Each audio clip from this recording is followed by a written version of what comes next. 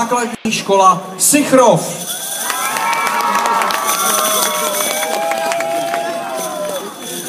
Tak ze Zlínského kraje jste to měli poměrně dalekou cestu. Včera jsme slyšeli, že z Moravskoslezského kraje z Karviné cestovali zástupci už od 2:15. Ve 2:15 nasedali v Karviné, tak jsem zvědavý, kolik jste cestovali vy ráno. 2 muži a mladá dáma. Ahoj. Čau. Kolik jste stávali dneska? No, já jsem vstával ve 3 hodiny. Tak to je dobrý ještě. Včera 2:15, Karviná. No, tak to už je trochu. To už je hustý. Jak se ti to líbilo? Jo, mně se tu líbilo pěkně.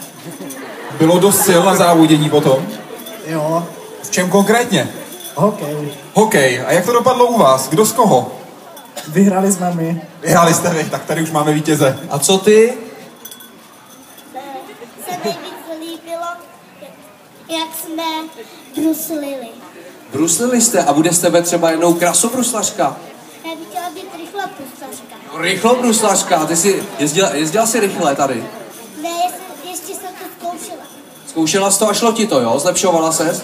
Trošičku jsem padala. A znáš Martinu Sáblíkovou? Jo, A chceš být jednou jako ona? jo. No tak my ti budeme držet palce. To je nová Martina Sáblíková. Ze základní školy Sychrov. Tak, zase diplom od Honzy Mazocha, bývalého českého reprezentanta ve skoku na lyžích. Tak, gratulujeme. A děkujeme moc. Že jste dnes také v Olympijském parku závodili, soutěžili a pustili se do toho, jak já věřím, naplno. Doufejme, že to platí také o mladých mužích a mladých dámách, které tady dnes reprezentovali Ústecký kraj, a to konkrétně ze základní školy Teplice Edisonova ulice.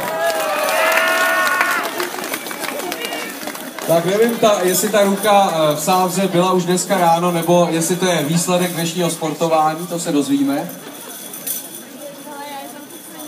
Ještě není tolik pokreslená, tak mám trošku obavu, aby to nebylo čerstvé.